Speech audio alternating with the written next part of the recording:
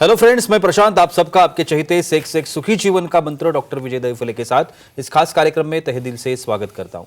दोस्तों, हमें जब भी कोई मेडिकल इमरजेंसी आती है या फिर स्वास्थ्य से जुड़ी कोई भी परेशानी सताती है, तब हम क्या करते हैं? सबसे पहले हम वो सारी चीजें हमारे फ्रेंड्स या फैमिली के साथ शेयर करते हैं। पर दोस्तों, जब भी हमें कोई सेक्स से जुड़ी परेशानी सताती है, तब हम ऐसा नहीं कर पाते, क्योंकि इस बारे में बात करने में हम अक्सर झिझकते हैं, हमें शर्म आती है। पर दोस्तों, अब शर्माने की बिल्कुल जरूरत नहीं, क्योंकि डॉक्टर विजय दहीफले आपके सारे सेक्स रिलेटेड सवालों के जवाब बहुत ही पॉजिटिव तरीके से जरूर देंगे। दोस्तों, शो को शुरुआत करते हैं, लेकिन उसके पहले जानते हैं डॉक्टर विजय दहीफले इनके बारे में। डॉक्टर विजय दहीफले ये एक जाने माने सेक्सोलॉजिस्ट, यूरोलॉजिस्ट और एंड्रोलॉजिस्ट है। डॉक्टर दहीफले जी के क्लिनिक औरंगाबाद, हैदराबाद, दिल्ली में द्वारका, पुणे तथा नवी मुंबई में नेरुल, दादर, अंधेरी, कल्याण, नासिक, अहमदाबाद और दुबई में भी है। डॉक्टर विजय दहीफले जी का भारत तथा अन्य देशों में कॉन्फ्रेंसेस और सेमिनार के लिए हमेशा आना जाना रहता है, जिसमें वे सेक्स संबंधी सभी समस्याओं पर सलाह एवं मार्गदर्शन करते हैं। तो चलिए शो को शुरुआत करते हैं। डॉक्टर साहब हमारे साथ है। Sir, welcome to the show. नमस्ते।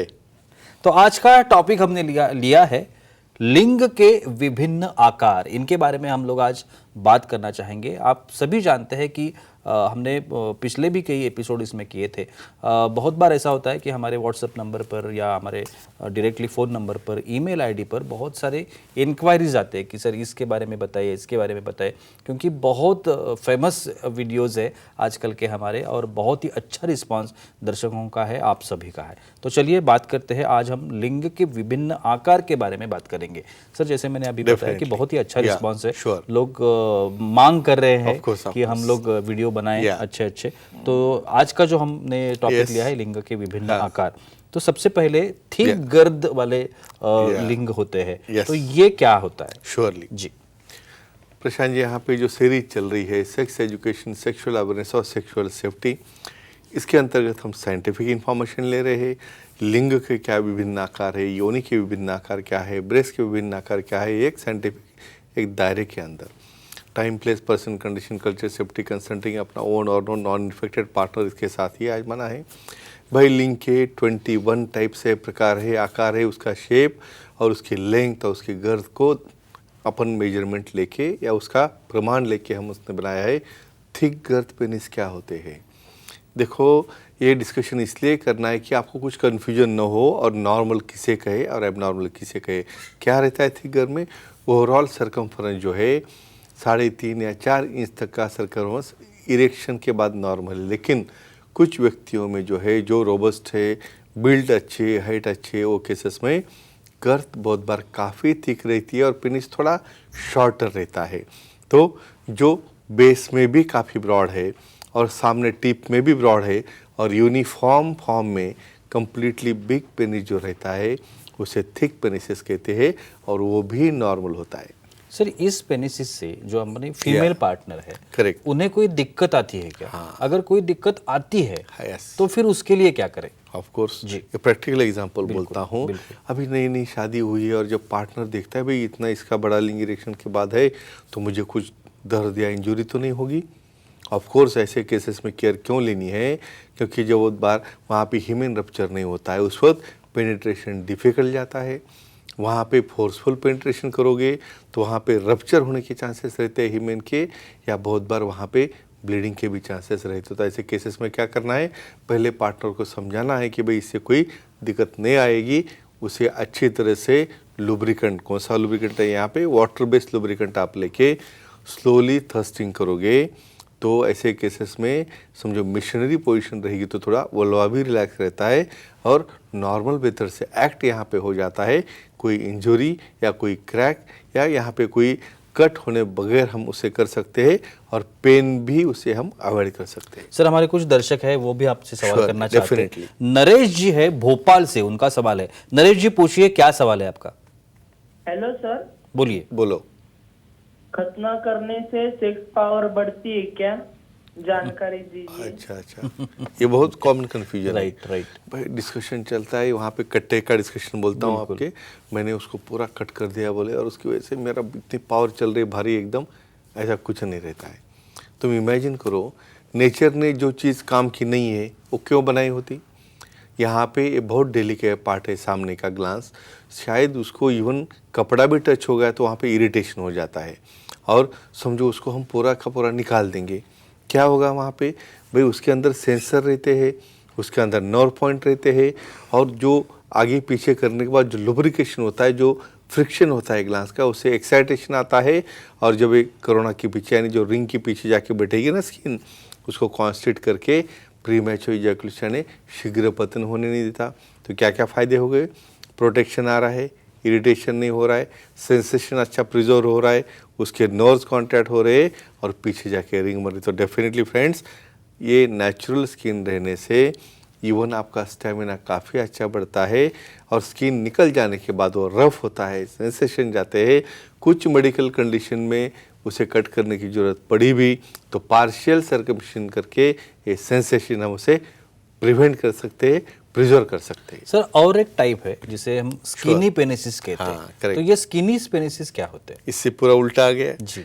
स्किनी, उसके नाम में ही आ रहा है कि एकदम पतला, उसका पतला पेनिस है, गर्थ एकदम हमेशा से छोटे, हार्डली इरेक्शन के बाद भी 2 इंच से कम है, लंबा तो है ही लेकिन पतला है। तो क्या हो रहा है, ऐसे लॉन्ग पेनिस और छोटे गर्थ वाला, यानी टिप को भी छोटा है, पीछे भी छोटा है, ऐसे पेनिस को कहते हैं स्किनी पेनिस, और ये स्किनी पेनिस भी नॉर्मल होता है। बिल्कुल। और इस स्किनी पेनिसिस अगर किसी का हो या।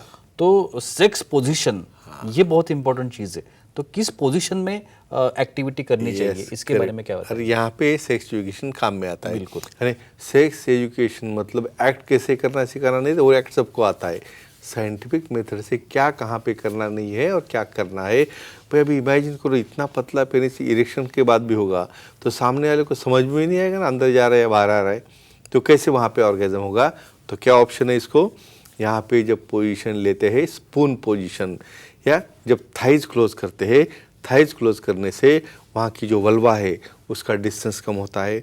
और ऐसे केस में जब थर्स्टिंग करोगे तो स्किनी या पतला पेनिस भी होगा, तो वहाँ पे जी पॉइंट को फ्रिक्शन करेगा और सामने वाले को ऑर्गेजम देगा या एंजॉयमेंट दे सकता है। बिल्कुल। हमारी फीमेल ऑडियंस भी है, of course, वो भी सवाल welcome। करना चाहते हैं। Yeah। तबस्सुम जी है उस्मानाबाद से, उनका सवाल है। तबस्सुम जी पूछिए, क्या सवाल है आपका? जी नमस्ते सर। बोलिए। बोलो। सर हाइपोस्पेडियस से लिंग टेढ़ा हो तो सेक्स में कोई दिक्कत आती है क्या? कंजेनिटल एनोमली, बिल्कुल। यानी इनका बहुत बहुत अच्छा क्वेश्चन है। इनका क्या क्या रहते हैं कंजेनिटल एनोमली। भाई पेनिस शॉर्ट है, वेब पेनिस यानी उसको नीचे पर्दा बन गया है। हाइपोस्पेडियस यानी लिंग का जो टिप है वो पीछे हुआ है, टेढ़ा हुआ है, और नीचे से उसको होल है, यूरिन सामने से नहीं आती, पीछे से आ रही है। तो ऐसे केस में डेफिनेटली इरेक्शन होगा कि लिंग टेढ़ा होता है, एक्टिविटी नहीं होती, तो इसे हम जल्दी ही ऑपरेट करेंगे। कितना जल्दी ये भी लोगों को पता नहीं है। 1 साल के अंदर इसको ऑपरेट करेंगे तो रिजल्ट काफ़ी अच्छे आते हैं, और ऑपरेट करने के बाद ना कोई डेविएशन होता है या इजैकुलेशन में कोई प्रॉब्लम आता है, या सेक्सुअल ऑर्गेजम और एक्टिविटी और इजैकुलेशन भी यहाँ पे कोई प्रॉब्लम नहीं आता है। लेकिन सेक्सोलॉजिस्ट, एंड्रोलॉजिस्ट, यूरोलॉजिस्ट जिसको एक्सपीरियंस है वही इसे अच्छी तरह से ट्रीटमेंट दे सकते हैं। बिल्कुल सर। और एक टाइप कहा जाता है Sure। जिसे हम सर्कमसाइज्ड पेनिस कहते हैं, तो correct। ये क्या होता है? डेफिनेटली देखो, इसके ऊपर एक स्टडी हुई है प्रशांत जी, पूरे वर्ल्ड में समझो हम देखेंगे कि कितने टाइप से। भाई नियर अबाउट यूनाइटेड स्टेट्स और वेस्टर्न रीजन में जाओगे तो 90% लोगों का सर्कमसिजन किया है, और इधर साइड जो एशियन है यहाँ पे प्रिजर्व करते हैं उसे।